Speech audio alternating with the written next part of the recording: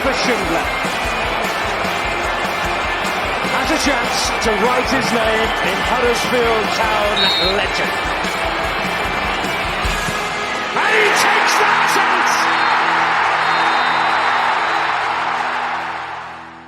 Okay, so before we start our Sheffield Wednesday preview, we're reacting to the midweek game live as soon as the full-time whistle has blown. It was Birmingham 4, Huddersfield 1. So we're going to get a little summary. The lads on at the weekend will probably talk about this in a bit more detail, but I'm joined by Joe Scott. Joe, first appearance of the season. I bet you're very happy to to be talking about this one very quickly.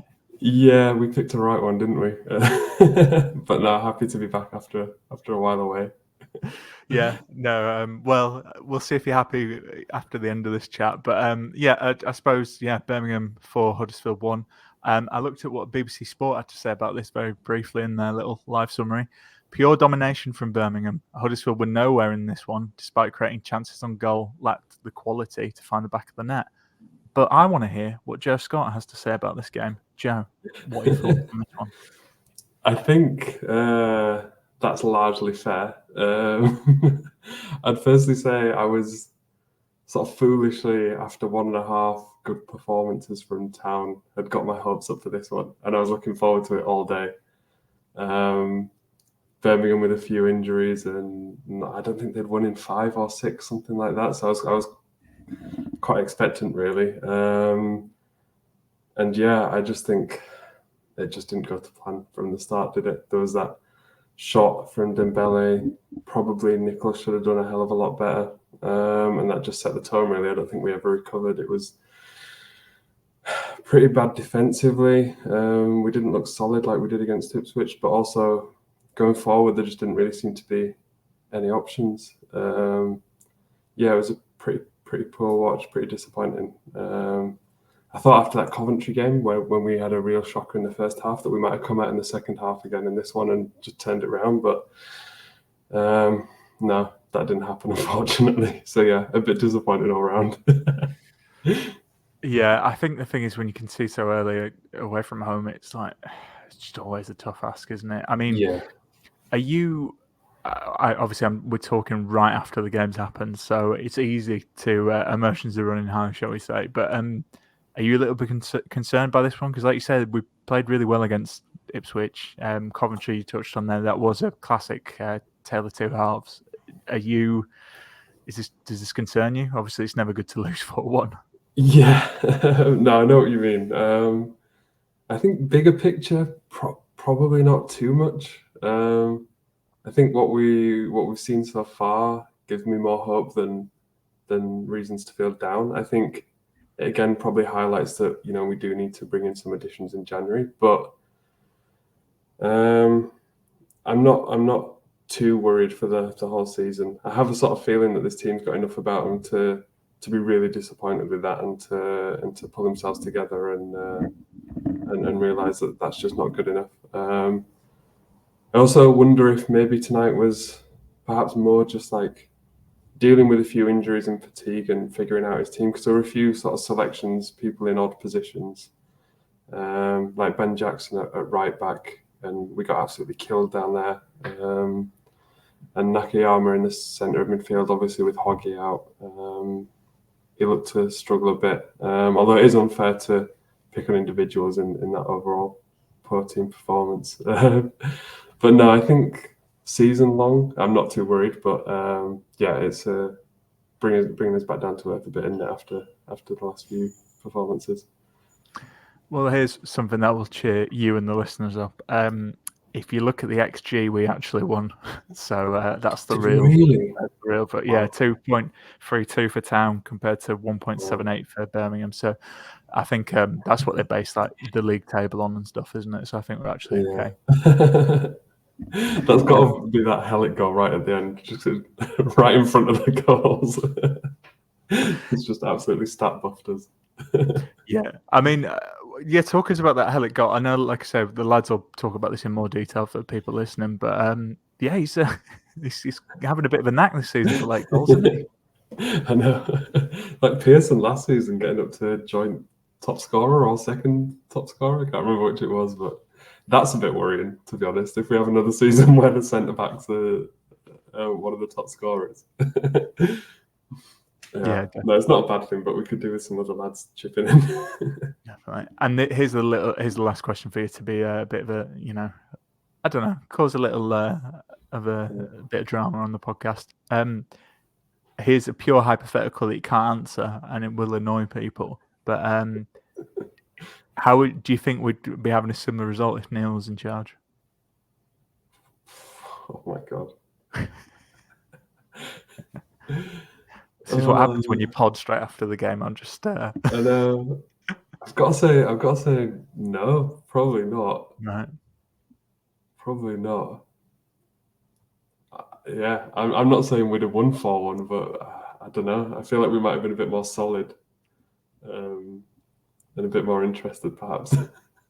But yeah, that is stirring the pot, Brady. What are you like? I like to stir the pot. No, I will flip this by saying I don't think we play as well against Ipswich if Neil's in charge. So I have that. But I suppose people can make them. I do agree with that. Yeah, I do agree with that.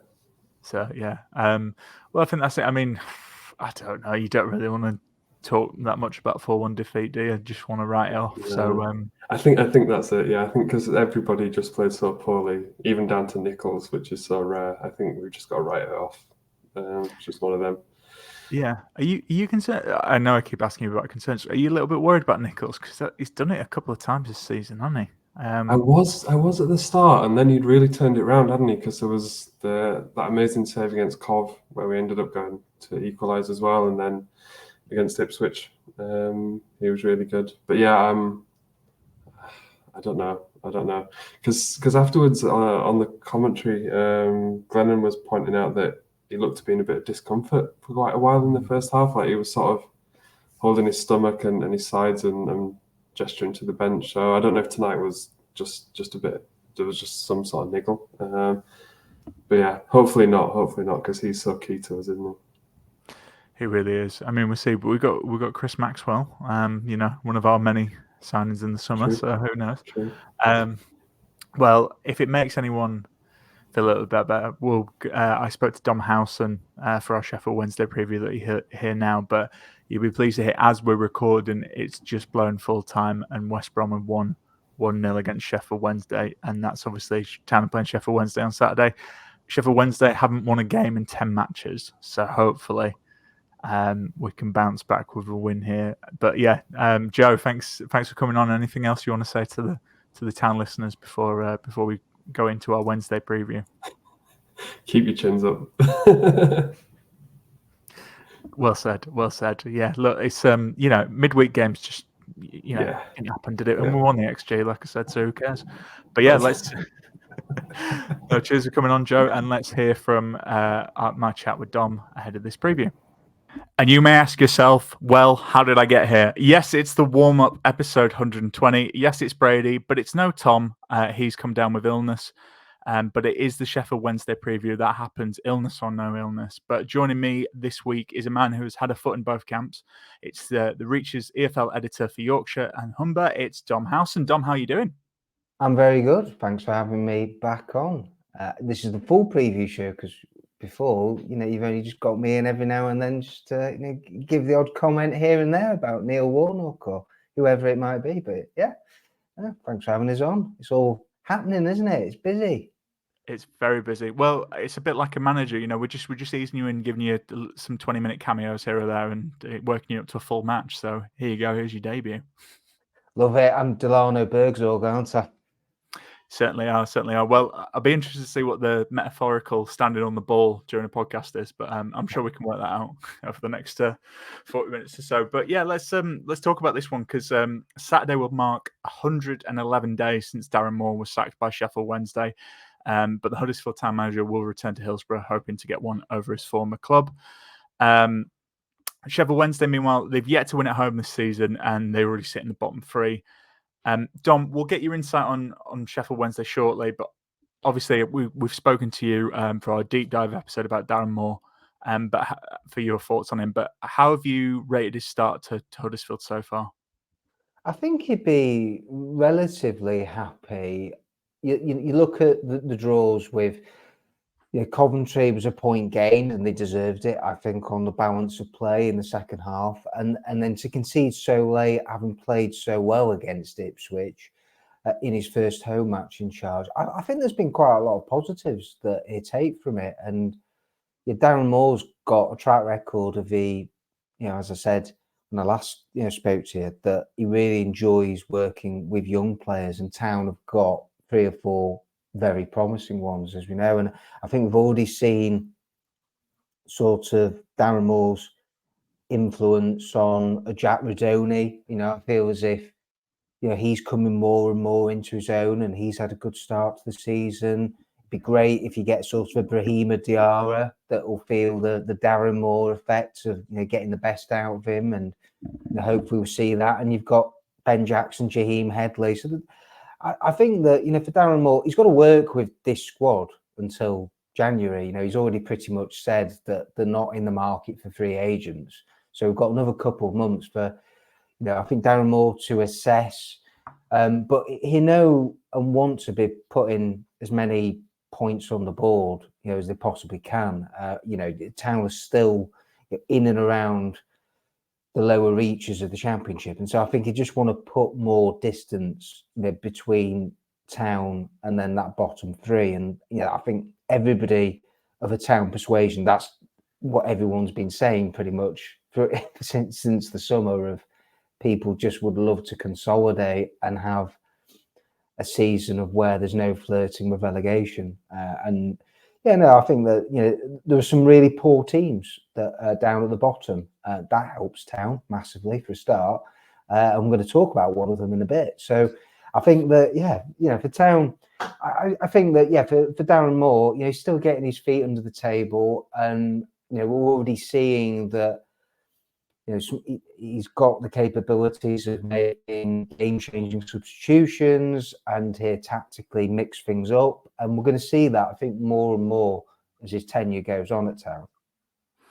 Yeah, and obviously you touched on the squad. I mean, we've talked about it a lot on the podcast this season when Neil was in charge. Our concerns about the squad, and it's like you touched on how they've kind of, Darren Moore himself has said they're not really looking at free agents till January. Do you think the team is the squad deep enough to kind of get him to January? Because we saw in the Ipswich game at the weekend, made a lot of subs, obviously with in mind for the game in midweek and free game week, and it kind of affected Town's momentum, and maybe you could say allowed Ipswich to get back into it. So do you think that's a long way of saying do you think his squad's all right enough till January, I suppose?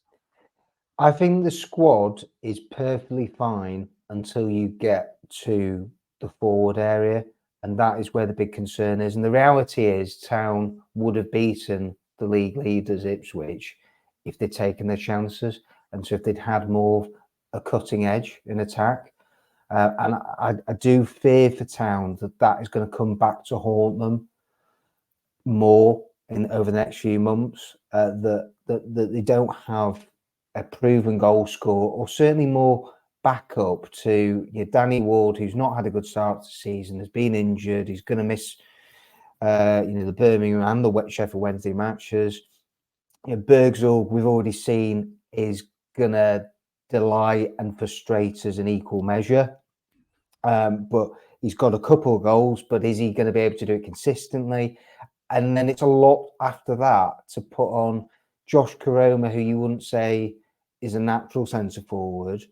You could shove Sorba Thomas up there, but it's the same issue. And you've got then 2 young pups who've shown promise in Kyle Hudley and Keane Harrott, but it's a lot to put on them. When you're really at Championship level, it's quality in that final third. And so that's why I wouldn't be totally surprised, knowing Darren Moore like I do, if Town have, say, a month or 6-week period of where they're struggling to score goals.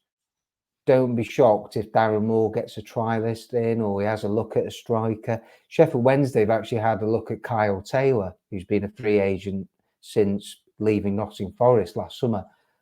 That, at Huddersfield, when he was at Sheffield Wednesday, Darren Moore took Nathaniel Mendez-Lang, who was a free agent a couple of years ago, and he gave him a few weeks to get up to speed, and then he signed him as he was impressed with him, and he contributed to them getting into the playoffs that season. And so Darren Moore will do that. And so that's why when he says initially we're not going to look at free agents, he might change his mind, but it will depend on results and how that forward line, is functioning. But the rest of the team, for me, goalkeeper absolutely fine. Defence, they've got 2 players in each position, like most areas. Even if Town were to get 4 or 5 injuries, I think they've got enough cover everywhere else for me, apart from up front, where that's the serious lack of depth. Yeah, I don't disagree. I mean, it's funny. It'll be interesting to see about free agents. I think I touted Chris Martin because he's still at the time of recording without a club. But that was under Neil, so we will see. But yeah, I suppose we'll come on to talk a little bit about the Wednesday game. So before Tom was struck down with illness, he did manage to wedge in a history corner, and here it is from Tom. Hello, Brady and listeners. This is History Corner. Today we are delving into the history between Huddersfield Town and Sheffield Wednesday. So there has been 63 games in total between the teams. The first meeting came in 1926 and was a 1-1 draw in front of 30,000 fans at Hillsborough. The Scotsman Alex Jackson with the goal for Town kind of became a bit of a costly result for Town in the end, that, because believe it or not, Town could have won 4 in a row and were only 5 points short of this, losing out to Newcastle United the season after their triumphant third. The last meeting was a 0-0 draw in the League Cup away at Hillsborough as well, and Town won that one on penalty shootouts. Pretty good at penalties against Sheffield Wednesday, it turns out, doesn't it? The most goals in this fixture came in 2011, with both teams challenging for League One promotion. What a brilliant match. I think it's come up a few times in memories against Sheffield Wednesday, this one. But, of course, it was the Jordan Rhodes 4 goals thriller, and Town snatching that last minute equaliser to get a deserved point in that game. And we've had a number that have played for both, including Jordan Rhodes, Barry Horn, Andy Booth, Izzy Brown, and many others, which I'm sure the listeners will discuss in the comment section on social platforms. Cheers, Brady. Sorry, I'm not there today. Up the Town. Okay, so Dom, he talked about some of the players who have played for both. Obviously, you'll know about that. Jordan Rhodes, Barry Horn, Andy Booth, Izzy Brown. Any others? I'm putting you on the spot here. I didn't tell you that, but yeah. There's a very obvious one in the last few years, Elias Kuchunga. Of course, yeah. Who, we know was fantastic for Town in the promotion season, but I have to say he was a complete flop at Hillsborough. He really struggled. I think he got 1 goal in the cup. But yeah, he was part of the team that season had 4 different managers. So one of which was Darren Moore. So it was pretty chaotic, but we have come to expect that from Sheffield Wednesday. So yeah, that's that one I would add into the mix. Barry Horn, by the way, one of the top 5 Huddersfield midfielders I've seen in my lifetime. Unbelievable. It was a free transfer. He was one heck of a signing from Jacko. Big part of the reason why Town pulled off the Great Escape in '98 for me was Barry Horn. And Grant Johnson, good in midfield. He got better as time. Just showing my age here, Brady. No, it's good. It's good. I just think that's experience, and that's why you've got your full debut tonight, Dom. So, I won't worry about it. Yeah, no. Thank you for doffing my cap, Skipper. Thank you. It's all right. Yeah, I'm going to try and avoid too many cliches for the football, but you just can't resist it. We're a football podcast. It's what we do. Okay, well, something you do know in quite a lot of detail. It's obviously Town's opponents on Saturday, Sheffield Wednesday. I know they've had a terrible start to the season. The pessimistic fan in me will be like, well, they're probably due one. Playing us, but what should Town fans look out for, Dom? Because even though they've had a bad start, they have scored goals here and there. So what are the kind of main threats? I don't think they've got that many, in all honesty. I've got to be brutally honest that right now, as things stand, I can't see anything other than Sheffield Wednesday being relegated this season. And who knows, at the time of recording, and by the time people hear this, they might have changed the manager. But since Xisco Muniz has gone in there and replaced Darren Moore, it has been an unmitigated disaster. And they do not have many attacking players that you look at and think that will seriously hurt opposition. The standouts, you would say, would be Barry Bannon, but there's no guarantee that he'd be fit to play against Huddersfield, and he's not had a terrific start to the season. Josh Windass, somebody that's very familiar to Town. He could be touch and go. On his day, really good player in League One last year at Championship level. I think he's got a point to prove. And that's it. They signed 12 players in the summer, and the majority of those players that have come in have really struggled to adapt.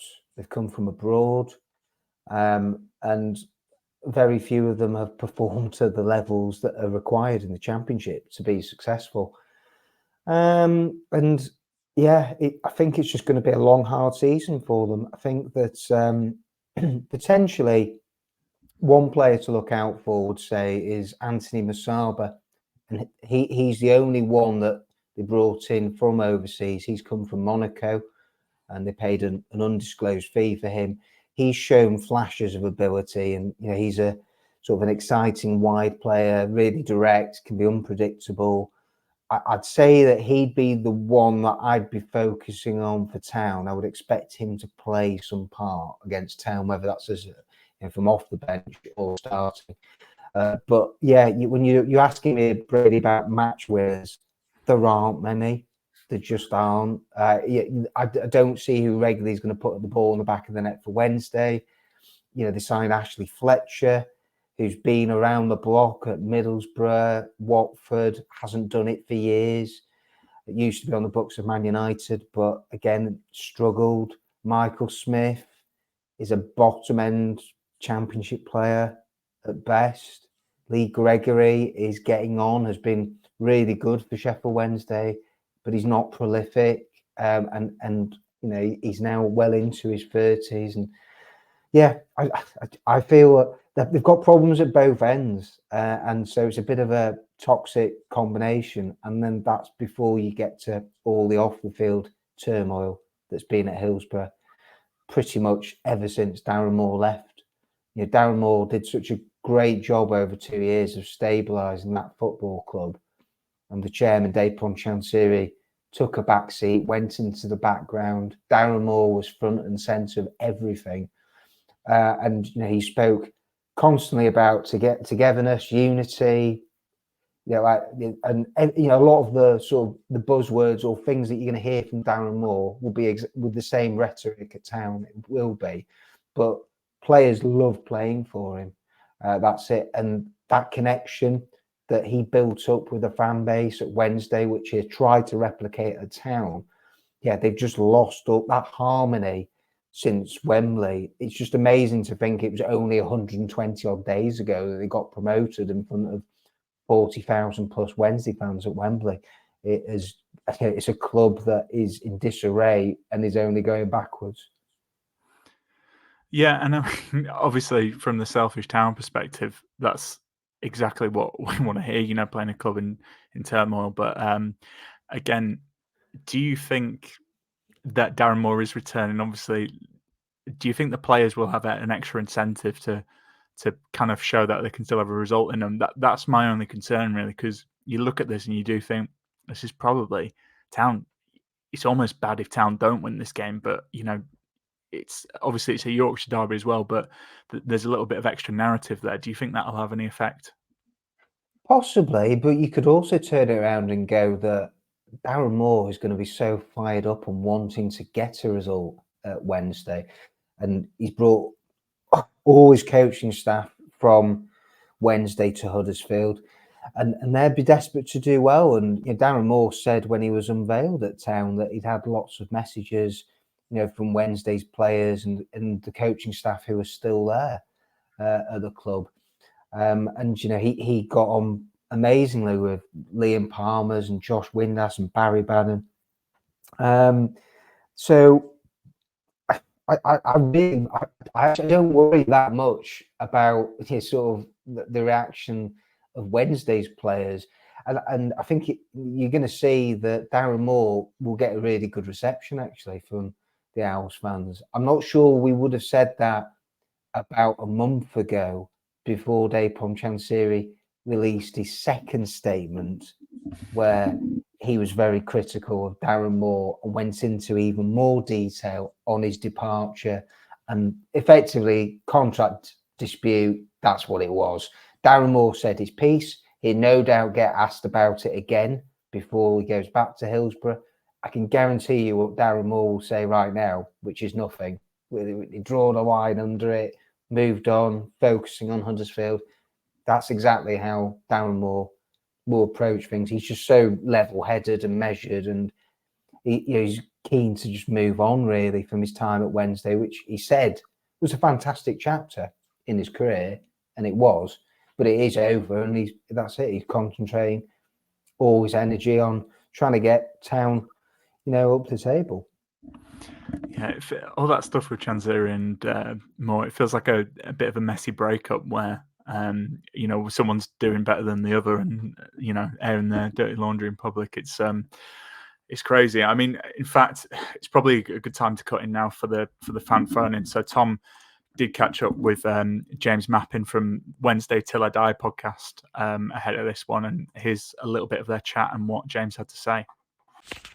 Hi James, thanks for joining us on the pod. Tell us a bit about Wednesday's season last year and why it worked so well for you.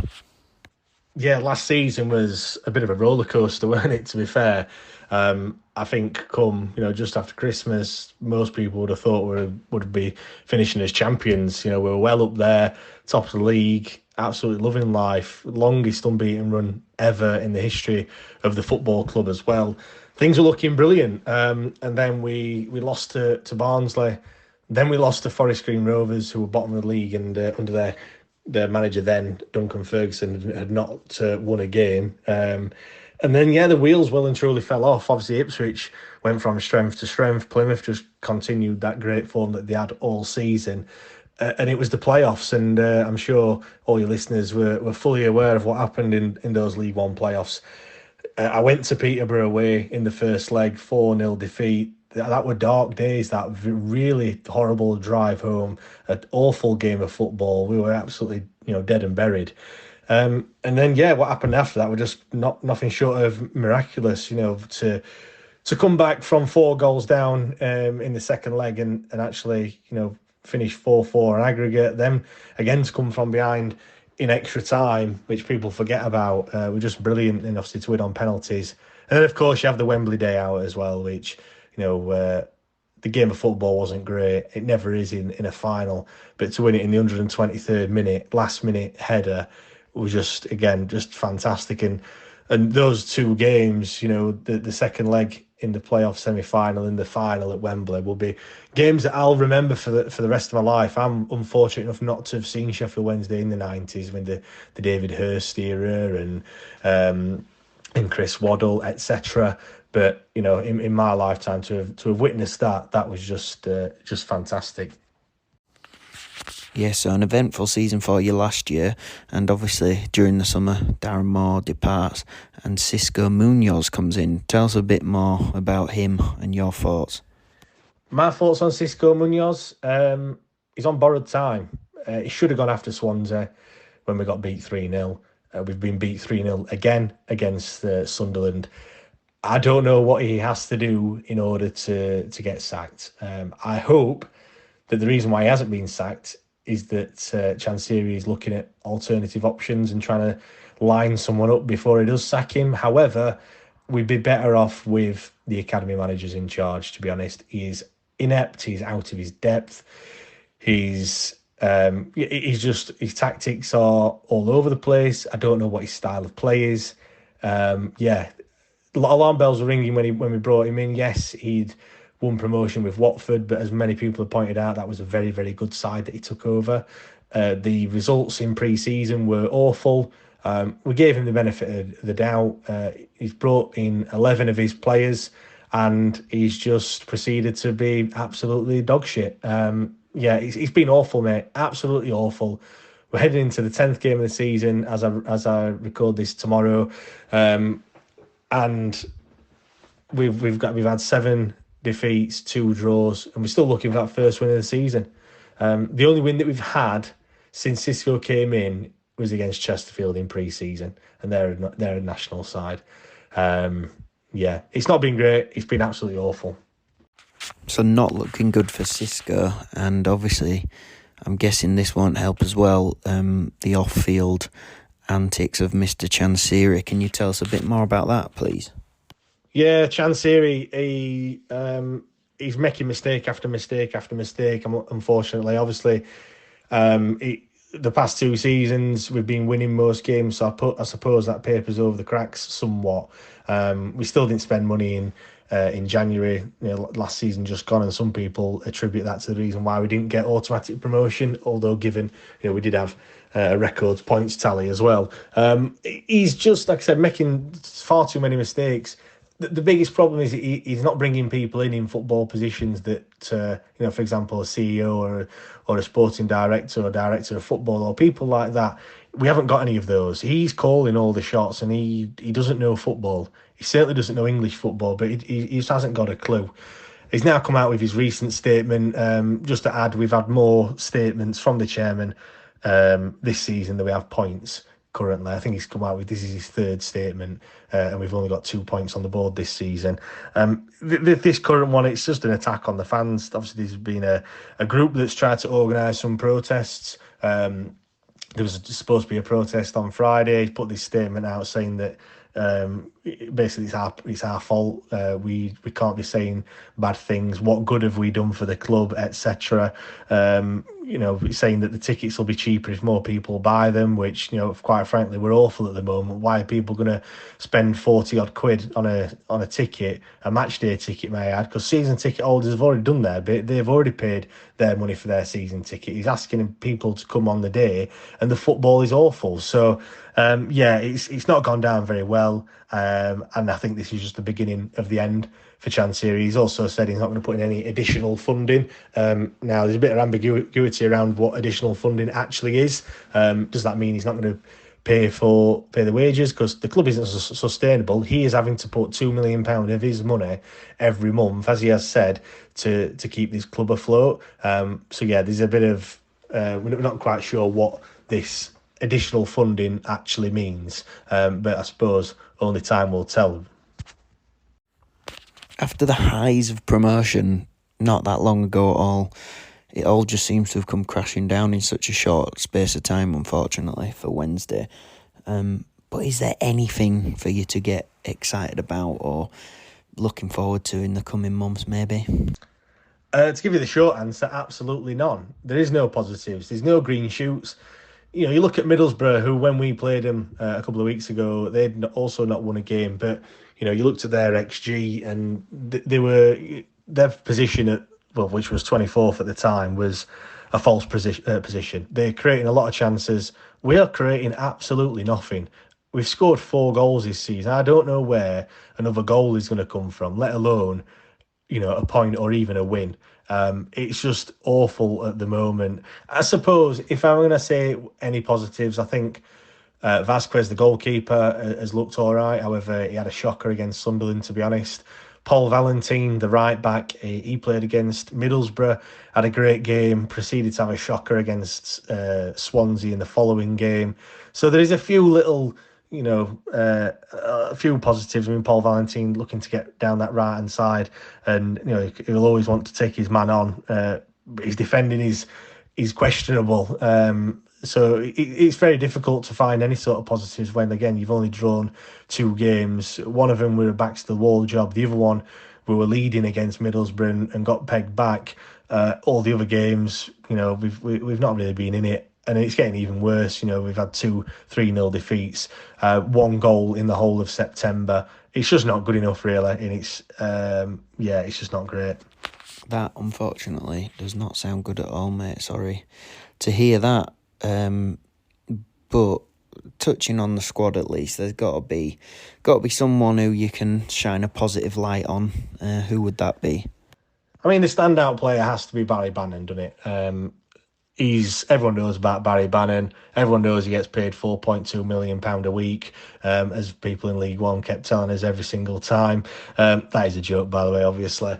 But no, if I had to pick someone other than Barry Bannon, a player that you need to look out for. Again, it's difficult this season because none of them have really shown any signs. The one I would pick out is Anthony Masaba.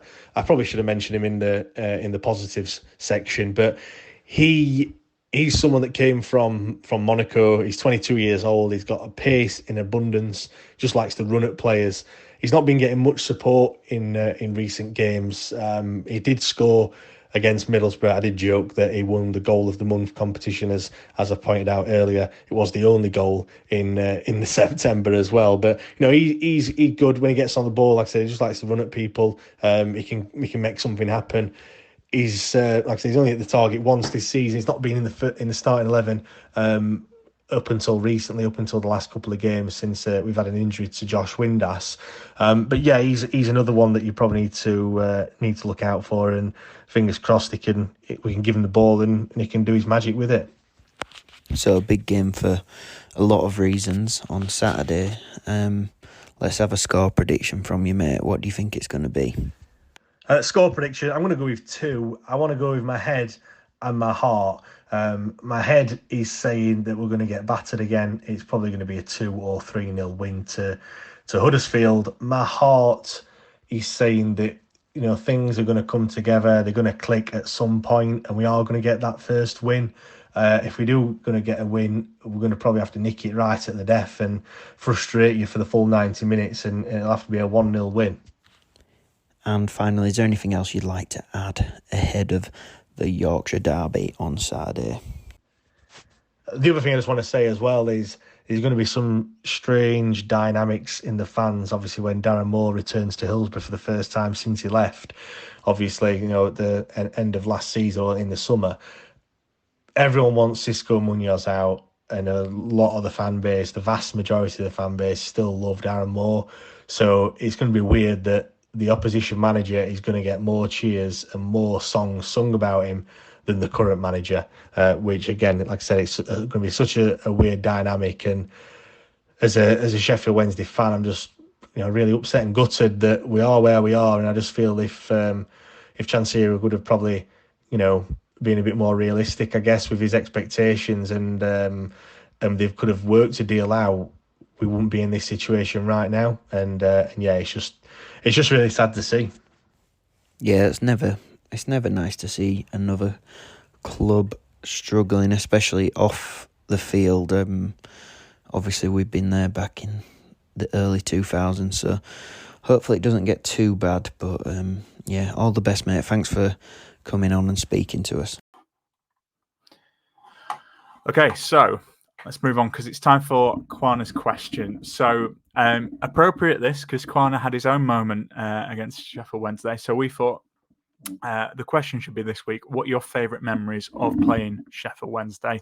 So I'm going to read out listener responses, and then we'll hear from myself and Dom about our favourites. I did say to the listeners bonus points about a certain match, so we'll see what they came up with. But Michael says the Rhodes 4 goals by an absolute mile, and I'll just jump in with that because Lee Morris also said 4-4 draw. I got thrown out at 1-0 and missed all the shenanigans. I was 16. I had drunk far too much Newcastle Brown before the game and threw up. I remember looking up and seeing 3 Ian Bennett's. I was that blooded. That is quite the sight for Ian Bennett's. I do have to say. Andy Kay says the Saturday, the 22nd of November 2014, 0-0, terrible game, but my lad was mascot, and that's when he fell in love with it all, I think, which is really nice. Diego Poye played for Town, Connor Cody, Harry Bunn, and Nike Wells were lovely to him. They all were, to be fair, and Mark Hudson looked after him. Rest is history, so that's really nice, and not a game you'd necessarily expect. And finally, Guy Bradley says, when Wednesday had been relegated from the Premier League and we played them away second game of the season, being 3-0 up, we won 3-2. Plus, I won a war clock by being the face in the crowd. So there you go. I got some interesting ones. But Dom, I think before we were recording, you touched on one of the games there. Fairly obvious one, but I mean, it's just so memorable, isn't it? It was truly remarkable, the 4-all. Excuse me. But yeah, I think that, I mean, I've never, when you think of individual performances that I've seen live, for Rhodes, the finishing, and that was at League One level at that time. That's what was like truly staggering about it. And it was a great advert for the division, and that season was sort of perfect too, as they both went up and got promoted. Do you know what? I also have pretty vivid memories of the match the year after that Town won at Hillsborough 3-1, where I think Lee Novak and Owen Norwood scored, and they were under Simon Grayson then, but it was a really dominant away performance, and I thought at that time, oh yeah, Grayson, I could maybe see him lasting a year or two. And in fact, that marriage didn't work out and didn't go on for too many months after that. But yeah, that was, when I think back on like really accomplished performances from Town, away from home around that period, that definitely would have been up there. And yeah, I was talking to you off camera before and off air about the playoff semi-final, the second leg, that sort of just speaks for itself really. And yeah, you can't get past it was all down to Quaynor that turned things Town's way. That after Wednesday scored, and Wednesday, I still to this day don't understand why they took off Stephen Fletcher, who scored that goal. That was a big turning point, and he wasn't injured, but they took him off. But then, that was, for me, that's what it will always be remembered as, the tale of the two subs, because then, Quaynor, it just was a real live wire as soon as he went on and had a big hand in the equaliser, and the rest is history. Yeah, and I mean, obviously, we're going to talk about that game. But yeah, I remember that because obviously they drew 0-0 in the first leg, and I remember, this is stuff you remember as a fan. They were kind of thinking like, "Oh, job done here," and I completely agree with you about the Stephen Fletcher thing. They scored, and I was like, "Oh, I think this is probably it." And then when they took him off, I don't know what. I mean, obviously, you can look at it in hindsight now, but I did think that's a real. Like I think that's like a real boost for us. He's off, and like you say, Quaynor comes on and does what he's going to do. And I think what I remember about that was, unfortunately, I wasn't there like yourself, but I was watching at home, and I was on the phone to my stepdad, who I go to all the games with for most of it, and I love that game. Like, obviously, it's so iconic. It's as memorable as the final was, which I did go to. That's the game for me. I mean, every time the highlights for that come on, and I'm sure they'll be posted on the Town socials this week ahead of the game, like, just watch it all in full, and it's just great. I mean, there's just so many things, like Danny Ward, obviously saving the penalties and then being an Olympic sprinter. Just like, it's just amazing. We could do a whole podcast in that alone. Do you know what the other point about that I still look back on, and is another one of them where I can't understand it, that from a Wednesday perspective, then Jordan Rose didn't step up to take a penalty. Yeah, and so Wednesday fans never really forgave him for that. As a guy that's taken lots of penalties, he decided, he didn't feel in the right headspace, and that's actually what Carlos Carvalho, the manager at the time, said afterwards as well. Properly threw him under the bus just by saying that he didn't want to take a penalty, which is amazing when you think he has been a regular penalty taker throughout his career, and we're seeing it at Blackpool right now. But yeah, no, I'm not going to lie. After the first leg at the John Smiths, I was one of those that I wrote off Town's chances. I thought that Wednesday had sort of done enough. I did think that their game plan was to not concede, and they didn't create much at all that day. I mean, neither team did really. They cancelled each other out in the first leg. But yeah, I thought that the Wednesday did have half a foot at Wembley, but that's it. I mean, you just got to credit Town for the character they showed to come back as well. Then, yeah, this Hillsborough was properly bouncing after the Fletcher header.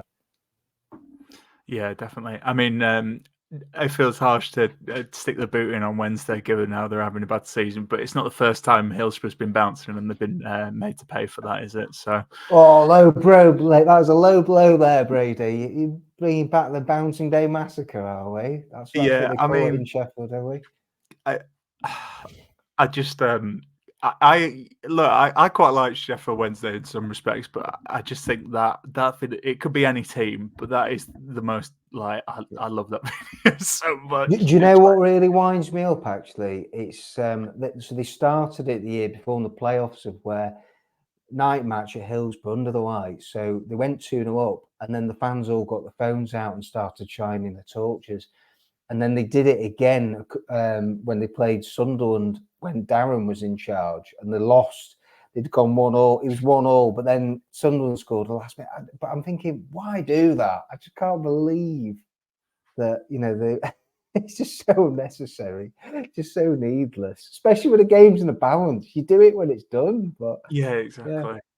I same thing. I've said this before, but it's like when you give a player, like a former player, abuse all game, and that they're just going to score. I just say like you give it like Pritchard last season, the classic example. It's just like you're just giving them the fuel. Like this is only going to come back to bite you. So yeah, I mean, let's be honest, the Huddersfield have been guilty of that sometimes too. But yeah, we could.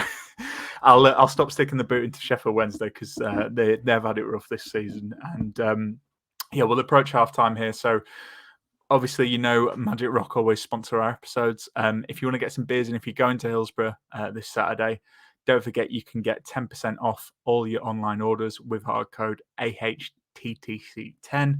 So get that used. We'll post it in the pod episode notes as well. And get them ordered. And we will see you after the break to talk a little bit more about Huddersfield Town. Okay, so we've changed halves for this one. We'll talk a little bit more about Huddersfield in great detail, but we talked about him quite a lot because obviously he's played for both. He's been involved in some very memorable games for both sides. So we did a little poll on X, formerly known as Twitter, ahead of this, asking whether Huddersfield should recall Jordan Rhodes in January because he has 5 goals in 5 games for Blackpool in League One. And we've, as you said, Dom, you've already touched on the strikers and the depth. So yeah, ahead of the show, we wanted to know, as confirmed by Darren Moore in the press conference ahead of Birmingham, there is a break clause in January. So would you recall Jordan Rhodes? So 25% of you said absolutely. 24.7% said no, I wouldn't. And 49.6% said it depends on the January transfers. I was quite surprised by this because I thought, I know Jordan has a lot of love for Town fans, and I was intrigued that, it was actually depends on who we get in January rather than actually bringing him back. But Dom, what do you think about Jordan? Do you think he should be recalled in January? I'm really happy to see Jordan doing well at Blackpool as he is. He's a great bloke. Having interviewed him quite a few times over the years, what you sort of see with him is what you get. I think for me, it feels like it is time to move on, though, from Jordan Rhodes. Maybe if he gets another half a dozen goals or so at Blackpool between now and the end of the year, and he's fully capable of doing that, perhaps Town could reconsider. Yeah, and I think the clamour would get even louder, wouldn't it? If he's got double figures. But people do have to remember it's in League One. And Jordan Rhodes, for the last few years at Championship level, has not pulled up any trees. And I don't think really, from what I know of Darren Moore and the way that he wants to take this Huddersfield team, that Jordan Rhodes will fit into that. I think he want them to be more dynamic and to have more pace at the top end of the pitch. So that isn't going to be Jordan Rhodes. And so now, I fully expect, and the noises that we keep hearing out of the club is that there will be some money to spend in January. There will be a budget for Darren Moore to play with. And in all honesty, you can pretty much guess which position they're going to be targeting. That to me then indicates that I think your Town are going to go in a different direction. So unless they got a lot of injuries, and Jordan Rhodes keeps banging the goals in, that then really does leave Town with a decision to make. But if we don't get those scenarios of injuries, Jordan Rhodes keeps scoring, and Town fail to get a striker in, then, you know, or whatever, you know, if Town brings striker in, then that to me is the end of the matter. It's just, yeah, Jordan Rhodes will stay there, and then, you know, he'll see out the end of his contract and probably leave the club next summer. You know, I so that's how I think things will pan out. But who knows? Who knows?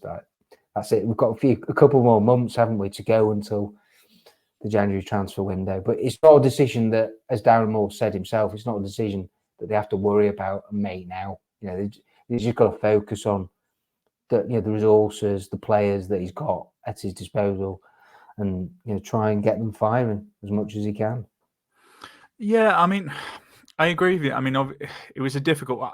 I've got to be honest. I wasn't particularly underwhelmed or overwhelmed when he rejoined. I was probably whelmed, if that's the thing. But yeah, I don't know.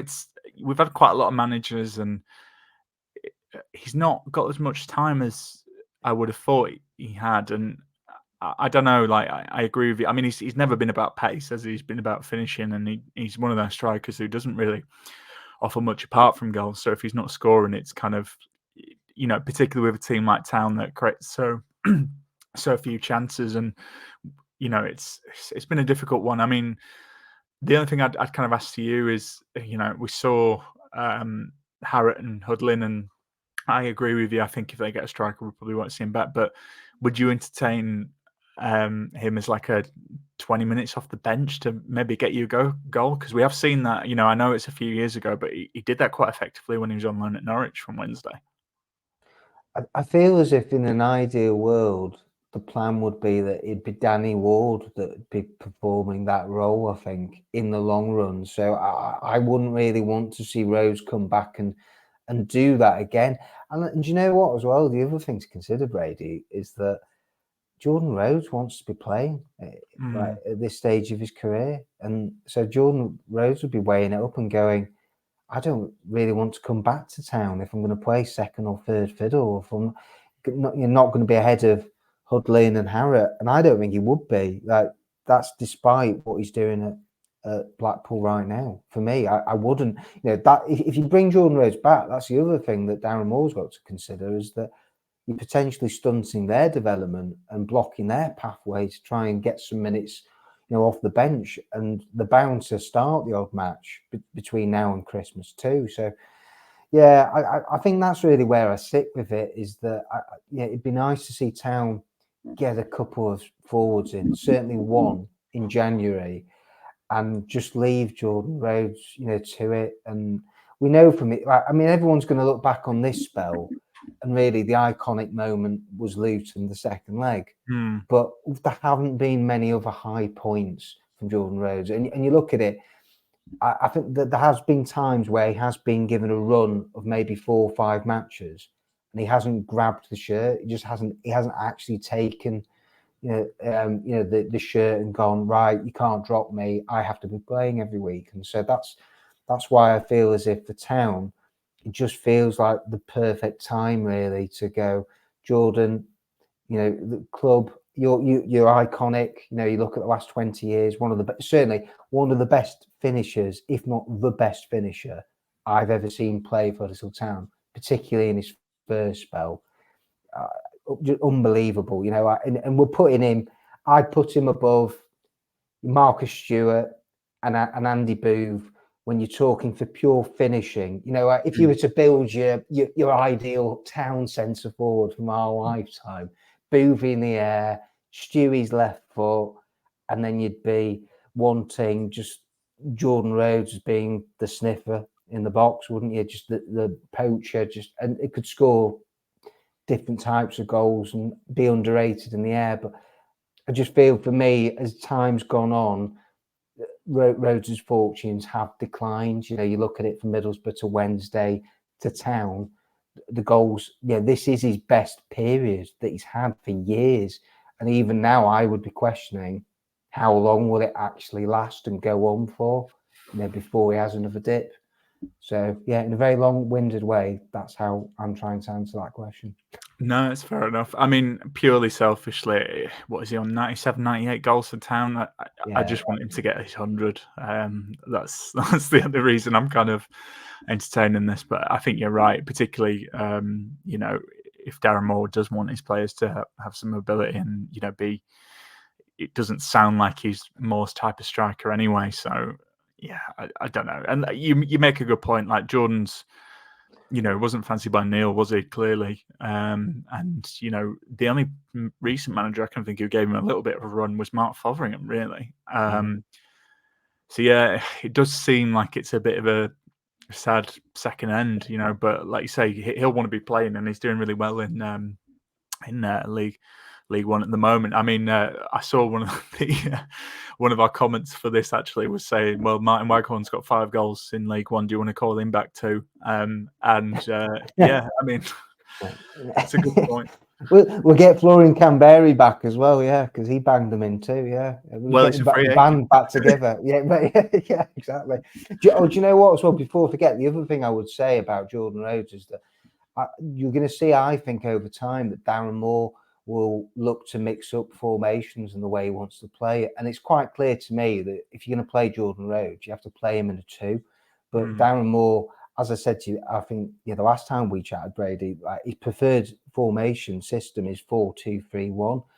And I do think that there will be times where he'll want to play that. And we've just seen that I don't think now at this stage of Jordan Rhodes' career, you can't be playing him up front on his own unless you're getting loads of runners and support up to him.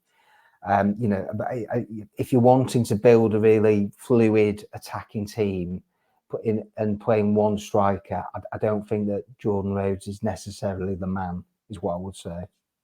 I mean, I don't know why I'm dragging this out because it sounds a bit. I mean, Moore has played 3-5-2 a bit for Town, and obviously you mentioned he did that Wednesday, and I think he's going to stick with that for the time being. Yeah, no, I agree. So no, I don't see him changing it right now. But I still think that when they come up against certain opposition, he will just throw a curveball in. It's the Darren Moore way. I saw it for a couple of years. It's just, whether it's either in team selection or it's with a system tweak, they do something funky. And that you least expect, you feel as if, in a rigid 3-5-2, this is what it'll be. But it just play a player out of position, or bring somebody in from the cold who maybe hasn't had a look in, or it just completely abandon 3-5-2 and go to something else, 4-3-3 or 4-2-3-1. So he likes to keep people guessing. Just Darren Moore.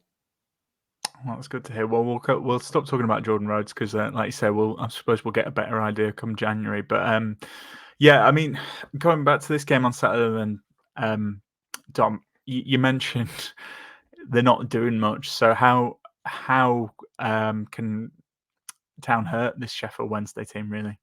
Straight away, set pieces. Got to be targeting them from set pieces. They've already conceded 4 from corners and free kicks, and the weird thing is that Sheffield Wednesday actually have quite a bit of height in the team with Bambo Diaby, Callum Patterson. It's not as if they're a small side, but they've just been so susceptible to set plays. And they've chopped and changed their starting lineup so much, in the early weeks of the season of Wednesday. And they just make basic defensive mistakes.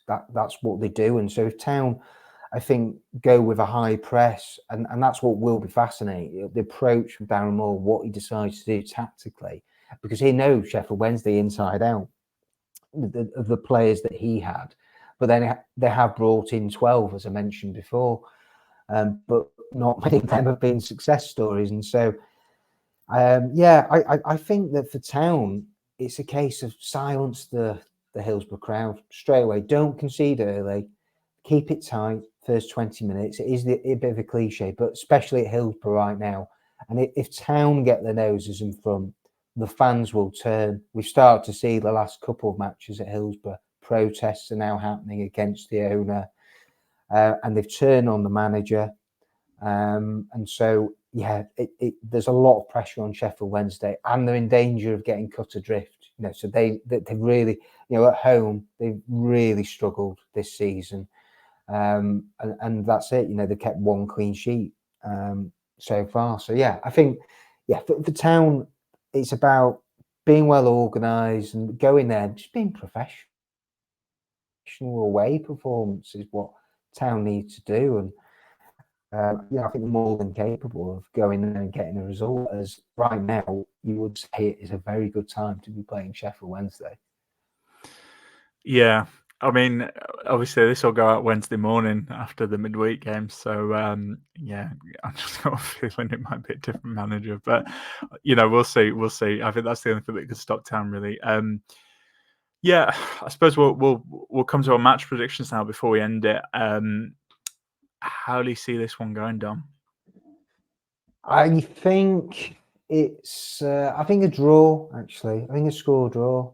I still look at Town, actually, and do you know what? I mean, a lot of the focus and attention, and we've spoken about it now, is that is the firepower. Have they got enough? But defensively, you could also throw in the same argument of Town, of where it's those lapses in concentration at the back, and they haven't kept many clean sheets themselves, and so I feel like it's going to continue at Hillsborough. And Darren Moore's already looking forward to the international break and the prospects of working with the team, and really that's going to be his first proper opportunity to implement his own ideas, as it has been a pretty bit of a whirlwind start. When you think a couple of days after he's appointed, he does his press conference, he then takes Coventry. He had a little bit of a gap before Ipswich, but the 3-game week, so it's been pretty hectic. And so his ideas and principles, the international break, I think, is going to be really important for Darren Moore, and he loves that. You're going to hear him say that time on the grass. He loves time on the grass, and that's he put those players to work, I'm sure, over the international break. But I think score draw. I'm going to go for. I'm going to sit on the fence. All right. 1-1, 2-1. We've got a prediction this season, so I'm gonna have to tie you to a specific 1-1. 1-1. I don't. Do you know what? I don't expect it to be a great spectacle. I think it actually could be. I think, do you know what? Really, more the focus is going to be on the touchline and the general atmosphere, what sort of reception Darren Moore gets. And I feel as if the football, actually, the quality might not really be there. Just a feeling that I've got. Yeah, fair. Who's getting Town's goal then as well? Bonus point if you get it right.